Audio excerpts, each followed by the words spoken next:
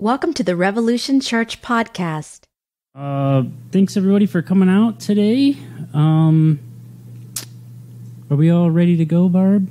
All right, cool. Welcome to Revolution Church. Jay's taken a couple weeks off, but my name is Kurtis. I'll be chatting with you guys today. And yeah, I'm just going to jump right into the talk I wrote. Just so everyone knows, I have taken a long time off of talking formally in a church. We always have time after the sermon to talk a little bit, and I've contributed to that over the last year. But if I feel a little wonky, it's because I'm a little bit rusty.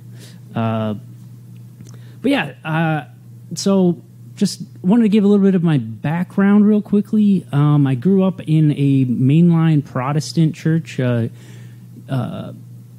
United Methodist specifically. My dad was the pastor of the church that I went to, and I got pretty involved with the church, often spending 2 or 3 nights there a week, or days there a week. I even got so involved that I decided to go into missions, and at 14 I went to the Philippines for a month to try to spread the word of Christianity to remote villages in the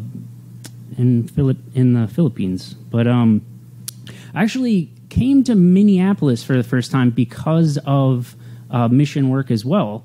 There was a group that was training people on how to do urban ministry, and so I came up here for a week and learned some techniques on how to talk to people in random cafes about leading towards a question about what they think about God and Christianity. And it was definitely a lot less pushy than the stuff I was doing in the Philippines, but it was still in the same vein.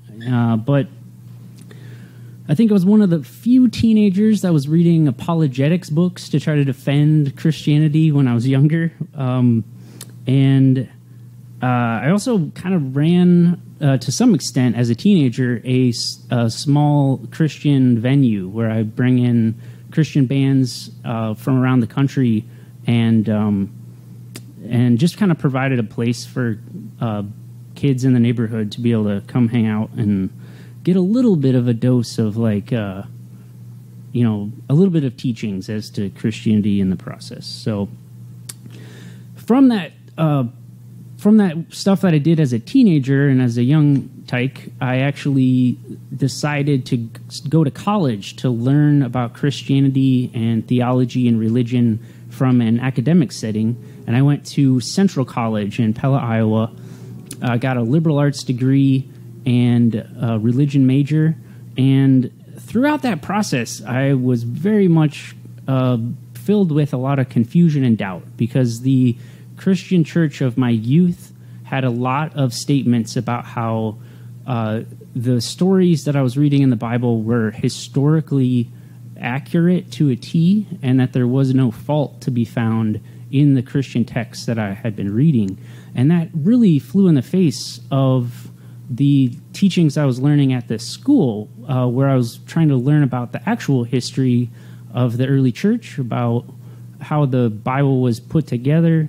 And I realized that there's a lot of confusion there. And I took about 10 years off of going to any sort of Christian church after my college experience.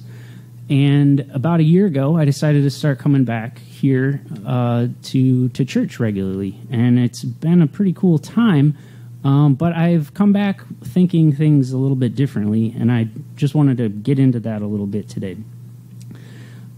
So while I was not in church, I was definitely still kind of trying to make sense of the world around me. I'm definitely somebody that wants to figure out holistic concepts as to how things operate, how we should interpret all of the weirdness that comes at us when we're trying to experience the world and try to create a story of some sort that makes sense. And I think that during that time off, I was still a little bit enamored by certain concepts that I had grown up with. And I wanted to read one of those today. It's from Isaiah 58. So I'm going to start at the beginning, and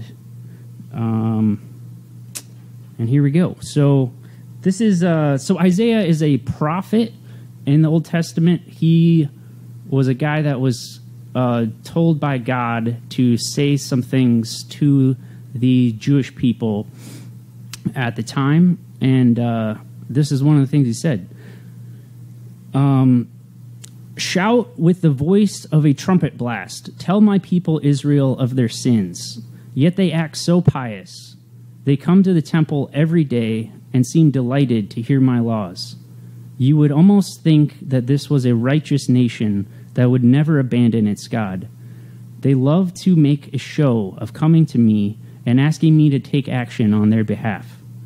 We have fasted before you, they say. Why aren't you impressed?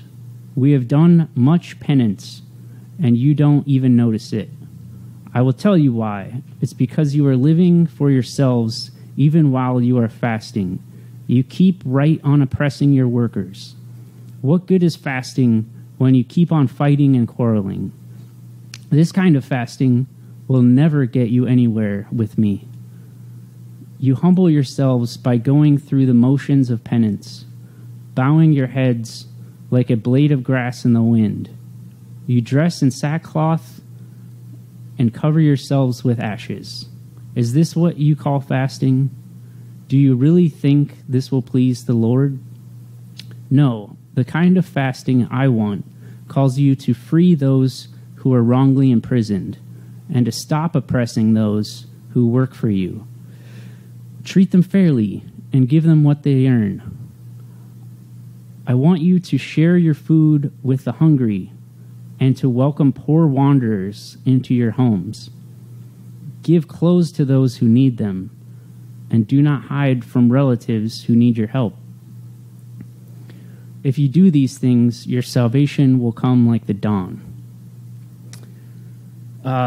So that seems like a good passage. It's kind of cutting through the thick of it. It somewhat is perhaps arguing that people that are not going to the temple or people that don't go to the church that are trying to help oppressed people are actually more favorable to God than the people that are going but are doing it in a way to simply either trick themselves or to trick God into thinking that they're good people. And I think that was one of the reasons why I decided to stop going to church, is because I noticed a lot of this fakeness that was happening. And I want to be surrounded by authentic things rather than fake things. And if that wasn't something that could be had in a church setting, I didn't really want much to do with it. And really, I got very active in activism. I did a lot of work on cannabis law reform. I did a lot of work trying to make sure that people's Fourth Amendment rights were upheld by having laws that strengthen the Fourth Amendment protections related to surveillance and illegal search, illegal seizure. And but I also noticed another tendency within me recently, and I think that it kind of comes back to the fact that surrounding this text, which I think is showing God in a way that I don't have much difficulty being queasy about, but I noticed there's some texts right next to it that I want to read that present things in a little bit of a different light. So in the very next chapter, in Isaiah 59, I'm going to read a couple verses here. The Lord looked and was displeased to find there was no justice. He was amazed to see no one intervene to help the oppressed. So he himself stepped in to save them with his mighty power and justice. He put on righteousness as his body armor and placed the helmet of salvation on his head.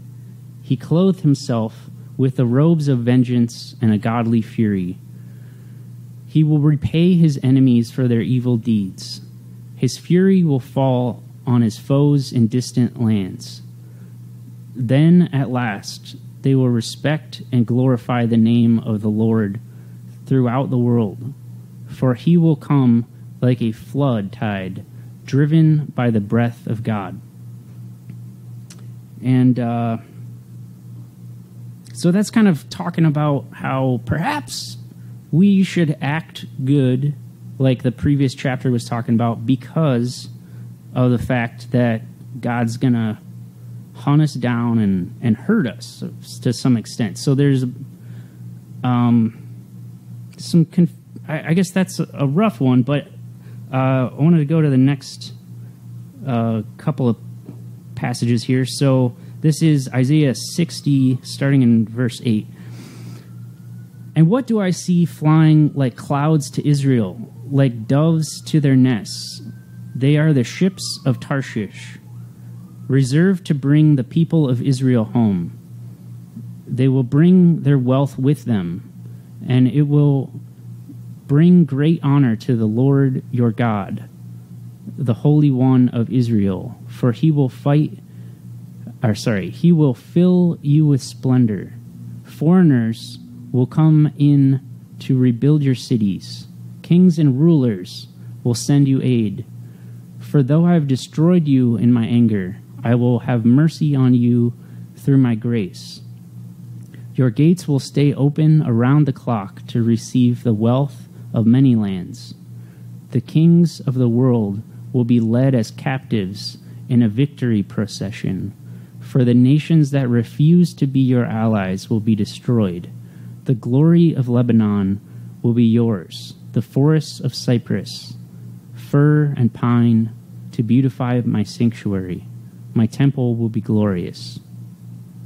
So this passage, in my opinion, is articulating how God seems to have select favor for an elect group of people. And obviously that's problematic in our multicultural age that we're in right now. But I feel like there's a secular version of this same mentality, both of the passages I just went through. The first of which is saying that we, from the tribe that I'm a part of, is going to be justified because God's going to come down and smite my enemies. Or maybe it's not God in the secular sense. Maybe it's there's some sort of force in nature that's on my side and is going to come down and avenge the wrongdoings that have come to me. And then the second passage I read talks about how God is going to take the people that he has chosen, which I used to think I was part of that in-group, and raise them up so that... actually, I missed one sentence here. So, though you were once despised and hated and rebuffed by all, you will be beautiful forever. Suggesting that there is some sort of time in which we will no longer have strife or struggle or confusion as to whether we're on the right side or the wrong side. And so I have come, I believe, to diagnose myself over the last year or so with a fear of emptiness, or the fear of some sort of void, that there isn't going to be anyone that comes and vanquishes me for my good deeds, that there isn't someone that's going to come maybe after I die, or maybe even my own life, that's going to come and make everything into a paradise, into a new Jerusalem, where all of this struggling has some context and makes sense because I finally made it in some sort of way. And I think that fear of emptiness, or the fear that there isn't going to be something that comes to my aid, is not a well-placed fear. I think that there is some value in at least being willing to contemplate that sort of concept. The book of Ecclesiastes in the Old Testament really kind of is a shocking book because it consistently throughout it talks about the meaninglessness of life and how the rain falls both on the good and on the wicked, and that doesn't really make a lot of sense in an earthly way. However, even though the book is thought of in those contexts by people that have read it, it definitely still ends with the concept that you need to fear God and obey his commands, for this is the duty of every person, and that God will judge us for everything that we do, including every secret thing, whether good or bad. And I guess that I've been contemplating a world, and I definitely don't have any illusions that I think I'm definitely correct on this, but I've been imagining a world where there is no judge at the end that judges every secret thing, that at least some sort of eternal judge that is going to look over all our deeds after we die. And I guess I've seen a couple of different... I've heard it articulated most recently in a movement called the Death of God theology movement, which actually gained a lot of prominence in the 1960s. I actually just ordered my first Playboy because within it there's an article about the death of God. So I really am getting it for the article. I ordered it on eBay. But it was also on the front cover of Time magazine. There was a article, "Is God Dead?" It was in the New York Times. It was on CBS. There was this big awakening in the 60s where people were asking, is God dead? Is there a way to be a Christian but be an atheist Christian? And I wanted to read real quickly, and I think this will be my last Bible passage for the day. I wanted to read real quickly the heart of the foundational couple of verses from this Death of God movement. It's Philippians 2, 1 through 5, or 1 through 8. So this is a book, we believe, written by Paul, although I don't know what the academics say about if it was written by Paul or not. But Paul was an apostle, trying to get the early church organized. He was writing letters. This was one of the letters that he wrote to the Philippians. Is there any encouragement from belonging to Christ? Any comfort from his love? Any fellowship together in the Spirit? Are your hearts tender and sympathetic?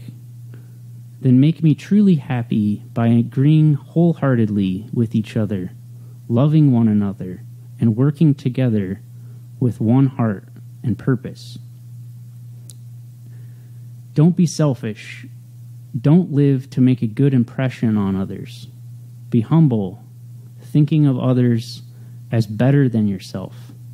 Don't think about your own affairs, but be interested in others too, and what they are doing. Your attitude should be the same that Christ Jesus had. Though he was God, he did not demand and cling to his rights as God. He made himself nothing. He took the humble position of a slave and appeared in human form. And in human form, he obediently humbled himself even further by dying a criminal's death on a cross. So here we have it. God himself made himself nothing. There's a concept in postmodern philosophy. It's the idea that there is a radical self-negation within certain movements, and that self-negation is a positive, and it seems fairly self-contradictory because we think of ourselves as whole, complete persons, and how can one self-negate oneself? How can God self-negate God? But I guess I wanted to talk about a couple other movements that I believe include this sort of self-negation within itself. One of which would be the band Crass, which is an English band from the 70s and early 80s. But Crass declared in 1978 that punk is dead in one of their songs. They called out the Sex Pistols. They called out, is it Joni Smith or Patti Smith? They called out The Clash. And in essence, they said, if you call yourself a punk and you're doing it not because you're trying to help a revolution in the way that we all relate to one another, then that punk essence is completely dead. However, the band Crass kept playing for 6 years and kept playing punk music after they declared punk is dead. So I guess I'm wondering myself, is there a way to still believe in God after God is dead? Or is there a way to continue doing church after church is dead? This one might be a little bit of a stretch, but I think that perhaps science itself has self-negation in its own core. The concept behind it is that science is all about the scientific method. It's about having a hypothesis and then testing that hypothesis and seeing if it's indeed true. And if it's not true, you have the humility to say, we were mistaken and we're going to move on from our previous hypothesis. So the essential theorem behind it is that there is no certainty that you can have forever. That if someone comes up with a hypothesis and a test and a proof that disagrees with a scientific theorem, that theorem is willingly thrown away. So I did also want to read a quick poem that I think gets to the heart of this, but is more in a political vein than music or science or religion. So it's written by a gentleman named Langston Hughes, and I don't know when it was written, so if you guys know, feel free to yell it out. But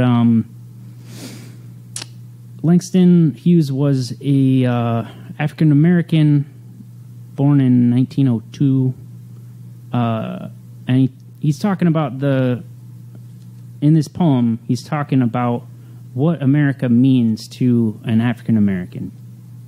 It has a couple of antiquated terms in here, so bear with me on that. Let America be America again. Let it be the dream it used to be. Let it be the pioneer on the plain, seeking a home where he himself is free. America never was America to me. Let America be the dream the dreamers dreamed. Let it be that great, strong land of love, where never kings connive nor tyrants scheme, that any man be crushed by one above. It never was America to me. Oh, let my land be a land where liberty is crowned with no false patriotic wreath, but opportunity is real and life is free. Equality is the air we breathe. There's never been equality for me, nor freedom in this homeland of the free. Say, who are you that mumbles in the dark? And who are you that draws your veil across the stars? I am the poor white, fooled and pushed apart. I am the Negro bearing slavery's scars. I am the red man driven from the land.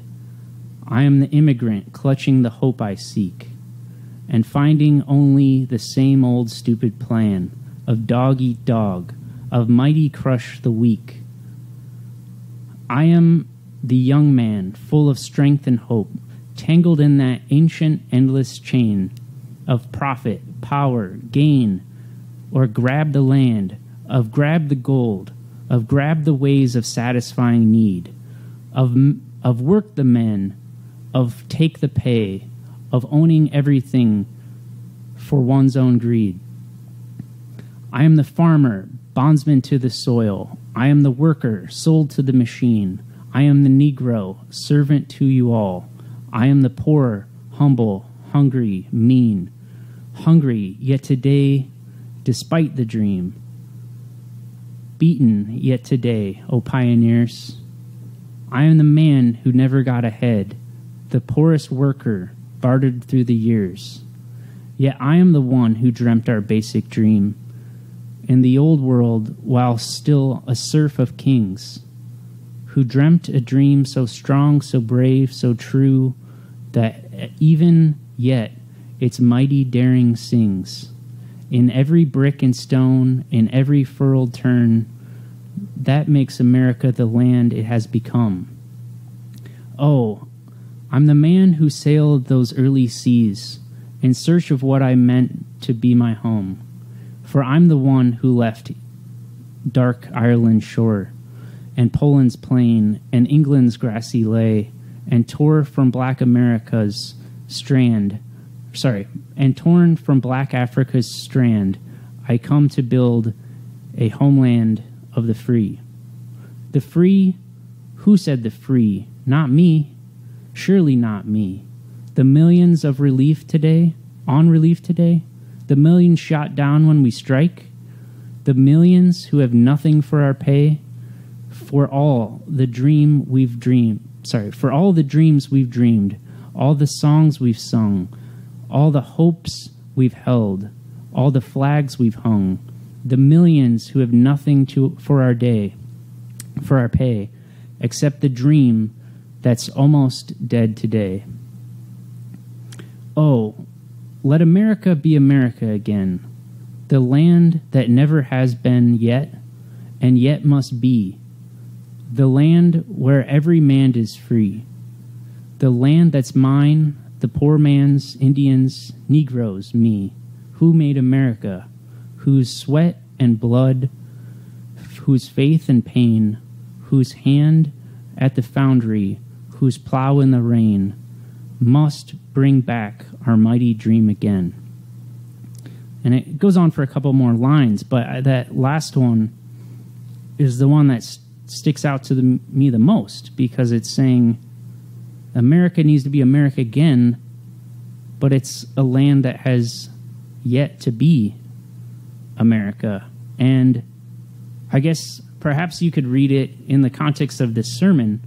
You could change the words a little bit and say, oh, let Christ be Christ again, the kingdom that never has been yet, and yet must be, the kingdom where every man is free. And so yeah, I guess I've been toying with this concept that perhaps this concept of Christ can be redeemed by thinking that instead of God becoming man and then dying and then going back to heaven, that instead the point of the crucifixion, the point of the incarnation, is that this eternal God, whether it be metaphor or something that we really do sincerely believe in, that this transcendent, primordial, sovereign, powerful, mysterious God that's in heaven decided in all of their or its wisdom that it's not the right way any longer. Like the Old Testament says, it's not the right way to elevate the elect, the chosen people, and say, these are mine and everyone else, screw you. Or maybe it's also not the way to have vengeance on God's chosen enemies and to say, I'm going to come and smite you or I'm going to hurt you. But perhaps God in his wisdom said, these strategies didn't work. And instead, what I'm going to do is I'm going to leave heaven. I'm going to come to earth and I'm going to become immanent in the very world itself. I'm going to become part of history itself. And one could also make the argument that perhaps this wasn't an exclusive thing to just Jesus himself, but that God was so big that there's a continual process by which God is becoming more and more immanent. And it's said that Jesus was if you look at the academics and the scholars and their way of understanding what Jesus' message was, it's said by them that he was an apocalyptic prophet, that he was talking about the end is here, the end has come. And perhaps the idea is that he was talking about the fact that God was in their midst, and that perhaps we ourselves could use a little bit of that apocalypse, to think that God is in our midst, that God is becoming incarnate in ourselves, in our own lives. The Bible is fairly explicit by saying that we, the church, are now God, are Christ's body, his own body. And that maybe we can, by faith, say that God's too big to be held within people that label themselves as Christian, and that everybody, every single human has God within it. And in that context, we got to be a lot more humble, and we have to be a lot more willing to listen to others' perspectives. That if we draw a circle around our community, that we need to constantly be looking outside of that circle to understand where God is moving and what God is thinking, because we get trapped up in false ego. And as this letter to the Philippians says, we need to be working with one heart and one purpose with everyone. We have to have hearts that are tender and sympathetic.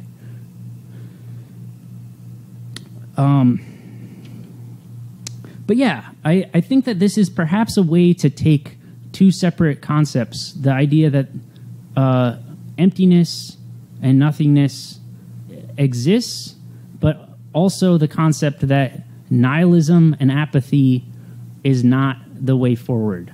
If we can bridge the concepts in the way that the Death of God movement does, I think that we can see that there is meaning to the world, but finding that meaning and finding the right way is difficult.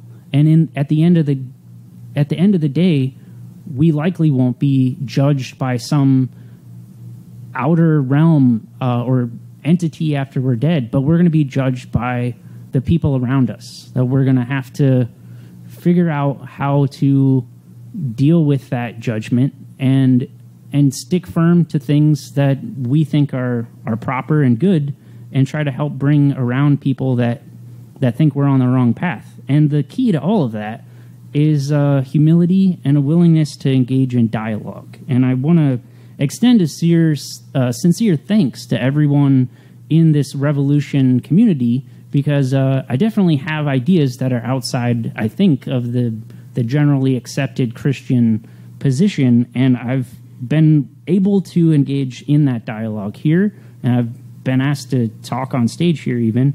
Those that are listening to the podcast right now, or people in the audience, if you think that this is the normal message, I guess it's slightly deviated, or maybe a lot deviated. But I am very thankful for the ability to be a part of a community that isn't drawing these firm boundaries as to in-class and out-class.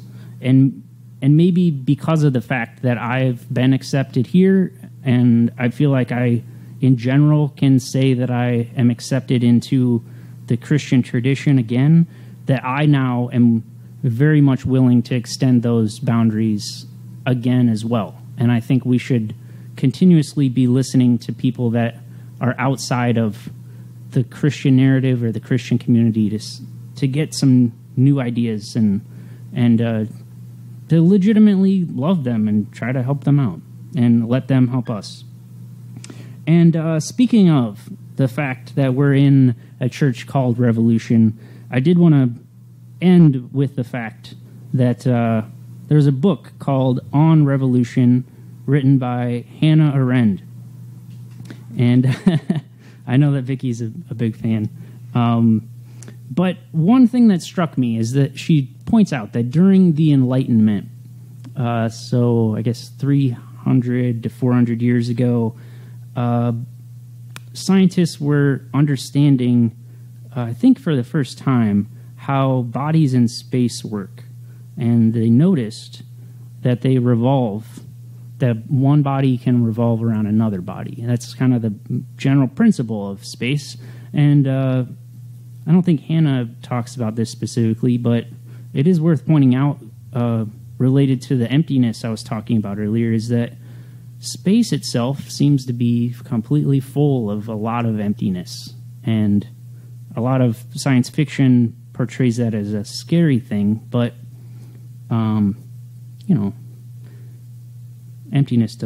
nothingness doesn't have to be scary, as I'm trying to articulate here. But yeah, related to revolution, the political thinkers, the philosophers, during the time of the revolution, had in their head this scientific notion of bodies revolving around other bodies in space. And I think that and they were specifically looking at the Roman Republic, and they were thinking to themselves, dang, these guys didn't have a king. I mean, yes, it ended poorly, but they had a republic, and perhaps we can revolve back around and create a republic again. But that we, as we revolve around, can do it better this time. That we can keep the good. Because even in space, in heavenly bodies, it's not the same revolution. The space is constantly being pushed in all directions, and other bodies, even extremely far away, their gravity pull is pulling and changing things. So there is no exact replication, but I think that perhaps Revolution Church itself can see itself as part of an actual physical revolution where we're going back. We're not going to be making the same revolution again, but we're also not just a comet that's going... I'm bad with metaphors in space, but we're not just going straight and not being affected at all by gravity. That there is an immense gravity of the Bible. There's an immense gravity of the Christian tradition and of the church, and that we can respect that gravity and continue on a revolution, but do it a little bit differently. And that's what I got for you today. I want to finish by saying that Revolution is a nonprofit, but Jay didn't ask me to take any money, and so if you want to give some money to Caleb, feel free. But really, don't worry about it if it's your first time or your second or third or fourth.